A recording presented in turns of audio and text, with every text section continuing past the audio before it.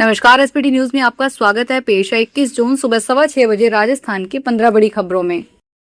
राजस्थान के मुख्यमंत्री भजनलाल शर्मा ने शनिवार को पाली जिले के सुमेरपुर में आयोजित राज्य स्तरीय प्रधानमंत्री किसान उत्सव कार्यक्रमों में किसानों के लिए बड़ा ऐलान करते हुए कहा कि केंद्र और राज्य सरकार मिलकर किसान सम्मान निधि की राशि बढ़ाकर सालाना 12,000 रूपए करेगी। केंद्र सरकार की ओर से मिलने वाले 6,000 रूपए के अलावा राज्य सरकार भी 6,000 रूपए का योगदान देगी, जिससे किसानों को सालाना 12,000 रूपए की सहायता मिल सकेगी। नगर पालिका टाउन हॉल में आयोजित कार्यक्रम को संबोधित करते हुए मुख्यमंत्री ने कहा कि प्रधानमंत्री नरेंद्र मोदी के नेतृत्व में किसानों के हित में लगातार ऐतिहासिक फैसले लिए जा रहे हैं। केंद्रीय संस्कृति एवं पर्यटन मंत्री गजेंद्र सिंह शेखावत ने जोधपुर में जन सुनवाई के बाद नीट परीक्षा की तैयारियों को लेकर कहा कि परीक्षा पूरी पारदर्शिता, ईमानदारी और तय मानकों के अनुसार करवाना सरकार की प्राथमिकता है। उन्होंने विद्यार्थियों से अफवाहों से बचने और अपनी मेहनत पर भरोसा रखने की अपील की। वहीं राहुल गांधी के कोटा दौरे को लेकर उन्होंने कांग्रेस पर राजनीतिक लाभ के लिए मुद्दों को उठाने का आरोप लगाया। उन्होंने कहा कि प्रधानमंत्री नरेंद्र मोदी स्वयं परीक्षा व्यवस्था की निगरानी कर रहे हैं और उन्हें पूरा विश्वास है कि इस बार परीक्षा पूरी पारदर्शिता, भरोसे और निर्धारित मानकों के अनुसार संपन्न होगी। नीट से ठीक एक दिन पहले अजमेर में पेपर बेचने का एक मामला सामने आया। डीएवी कॉलेज के छात्र संघ अध्यक्ष और एबीवीपी प्रदेश कार्यकारिणी सदस्य कृष्ण सिंह ठाकुर ने पुलिस प्रशासन को इस संबंध में शिकायत दी है। मामले में वीडियो कॉल पर प्रश्न पत्र दिखाकर रुपए मांगने के आरोप लगे हैं। कृष्ण सिंह ठाकुर ने कहा कि डीएवी कॉलेज के प्रथम वर्ष की एक छात्रा के मोबाइल पर अज्ञात नंबर से कॉल आया था। कॉल करने वाले व्यक्ति ने दावा किया है कि मेरे पास नीट परीक्षा का पूरा पेपर मौजूद है। जोधपुर में केंद्रीय मंत्री गजेंद्र सिंह शेखावत और चिकित्सा मंत्री गजेंद्र सिंह खींवसर के एसएन मेडिकल कॉलेज के दौरे के दौरान नर्सिंग कर्मियों और पुलिस के बीच धक्का मुक्की हुई। नर्सिंग कर्मी संविदा सेवाएं समाप्त करने के विरोध में मंत्रियों को ज्ञापन देना चाहते थे, लेकिन पुलिस ने उन्हें पास तक नहीं जाने दिया। जोधपुर में गवर्नमेंट डेंटल कॉलेज की नई बिल्डिंग का शनिवार को उद्घाटन किया गया। राजस्थान के पूर्व सीएम अशोक गहलोत ने बयान देते हुए कहा कि प्रदेश के सीमावर्ती जिलों में माहौल हमेशा सौहार्दपूर्ण रहा है। देश भर में चाहे कैसा भी सांप्रदायिक माहौल रहा हो, लेकिन संभवतः यहाँ कभी आपसी तनाव भी पैदा नहीं हुआ। यहाँ हिंदू और मुस्लिम धर्म स्थल एक ही श्रेणी में आते हैं। दोनों पक्षों के लोग एक दूसरे के धार्मिक स्थलों का पूरा सम्मान करते हैं। पाकिस्तान को धूल चटाने में सेना और सरकार का पूरा सहयोग दिया। ऐसी जगह पर केंद्र सरकार के इशारे पर केवल तनाव पैदा करने और ध्रुवीकरण करने के लिए मस्जिदों, मदरसों पर चुन चुनकर कार्रवाई करना उचित नहीं है। इनमें से कई धार्मिक स्थल आजादी से पहले के बने हुए हैं।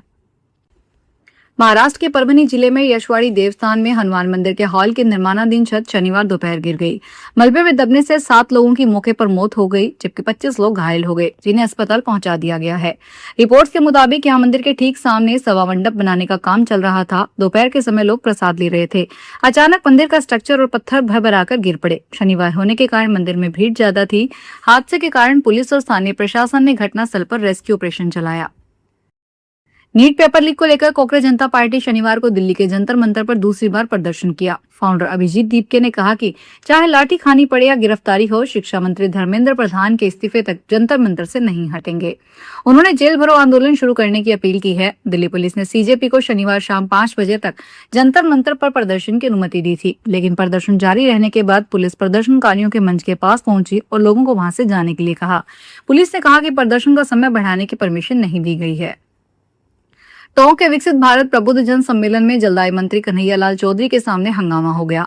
देवगंज के ग्रामीण ने सड़क न बनाने को लेकर सम्मेलन में भ्रष्टाचार के आरोप लगाए। कहा पूरा गांव बीजेपी का है, लेकिन अब जब सड़क नहीं बनी, कांग्रेसी भ्रष्टाचारी थे। मोदी तो सही है, लेकिन निचले वाले अफसर भ्रष्ट हैं, काम नहीं करते। इतने में कार्यकर्ताओं ने ग्रामीण को पकड़ लिया और बाहर धकेलने लगे। इसके बाद ग्रामीण को सम्मेलन स्थल से बाहर बैठा दिया गया। मामले को लेकर मंत्री चौधरी ने कहा, समस्या कोई भी हो, पार्टी का कार्यकर्ता है तो उचित तरीके से पानी बात करे। वह मीडिया में सुर्खियों में रहने के लिए ऐसा तरीका अपनाता है। राजस्थान में हनुमानगढ़ जिले के असरजाना गांव के खेत में पुलिस ने नशीले पदार्थ एमडी ड्रग्स बनाने की फैक्ट्री का भंडाफोड़ करके 4 आरोपियों को गिरफ्तार किया है।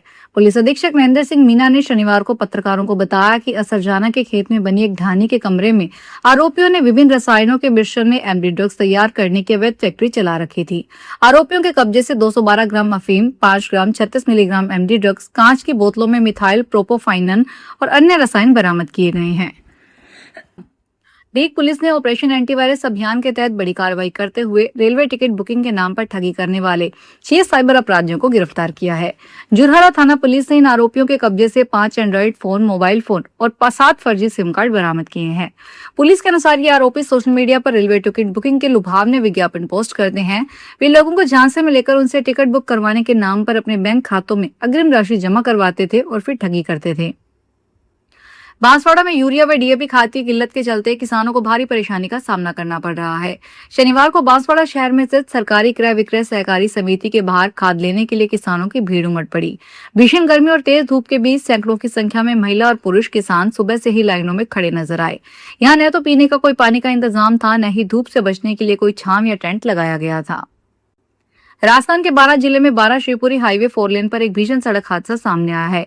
केलवाड़ा के पास एक कार अनियंत्रित होकर डिवाइडर से टकरा गई। टक्कर इतनी जोरदार थी कि कार महज 5 सेकंड में 5 बार पलट गई।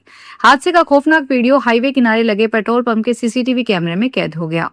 जानकारी के अनुसार कार में सवार सभी लोग उत्तर प्रदेश के रहने वाले हैं और वे यूपी से अहमदाबाद जा रहे थे। इसी दौरान समरानिया कस्बे के पास चालक का वाहन से नियंत्रण हट गया और तेज रफ्तार कार डिवाइडर से जा टकराई। टक्कर के बाद कार कई बार पलटते हुए सड़क पर जा गिरी। झुंझुनू जिले के विकास को नई उड़ान देने वाली झुंझुनू हवाई पट्टी पर फ्लाइंग ट्रेनिंग ऑर्गेनाइजेशन की स्थापना का काम धरातल पर नजर आने लगा है। ऑर्गेनाइजेशन के भवन निर्माण को लेकर लोहे का स्ट्रक्चर खड़ा करने की प्रक्रिया शुरू कर दी गई है। वहीं हवाई पट्टी के स्ट्रीप क्षेत्र से प्रस्तावित भवन स्थल तक सड़क निर्माण का काम भी किया जा रहा है। आने वाले समय में यहाँ युवाओं को विमान उड़ाने का प्रशिक्षण मिलने की उम्मीद है। इससे झुंझुनू ही नहीं बल्कि पूरे शेखावटी क्षेत्र को हवाई प्रशिक्षण और रोजगार के नए अवसर मिल सकेंगे। बीकानेर के पीबीएम अस्पताल में भर्ती प्रसूताओं के मामले में एक और प्रसूता की तबीयत बिगड़ गई। शारदा की हालत शनिवार को अचानक गंभीर हो गई। वेंटिलेटर सपोर्ट पर भर्ती शारदा की दोपहर में तबीयत बिगड़ने के बाद अस्पताल प्रशासन और चिकित्सकों की चिंता बढ़ गई। अस्पताल अधीक्षक डॉक्टर बीसी घिया ने बताया कि शारदा की हालत फिलहाल गंभीर बनी हुई है। चिकित्सकों की टीम लगातार उसकी निगरानी कर रही है और आवश्यक उपचार दिया जा रहा है। अस्पताल की ओर से जारी हेल्थ बुलेटिन में उसकी हालत गंभीर मानी गई है। ईरान ने फिर से हॉर्मुज स्ट्रेट को बंद कर दिया है। ईरान की जॉइंट मिलिट्री कमांड ने सरकारी टीवी पर ऐलान करते हुए कहा कि इसकी वजह लेबनान में हो रहे इजरायली हमले हैं। अमेरिका और ईरान के बीच 17 जून की रात शांति समझौते पर दस्तखत हुए थे। इससे हॉर्मुज को खोलने और लेबनान में हमले बंद करने की शर्तें थी। पीस डील पर साइन के बाद इजरायल ने लेबनान में हमले जारी रखे। इजरायली पीएम बेंजामिन नेतन्याहू ने कहा कि इजरायल अपनी सुरक्षा से कोई समझौता नहीं करेगा। उन्होंने कहा कि इजरायल गाजा और लेबनान में अपने सैन्य अभियान जारी रखेगा। तो ये थी राजस्थान की 15 बड़ी खबरें। अगर आपको हमारा बुलेटिन पसंद आया हो तो वीडियो को लाइक करें, अपने दोस्तों से शेयर करें और चैनल को सब्सक्राइब करना ना भूलें। फिर मिलेंगे नई खबरों के साथ। धन्यवाद।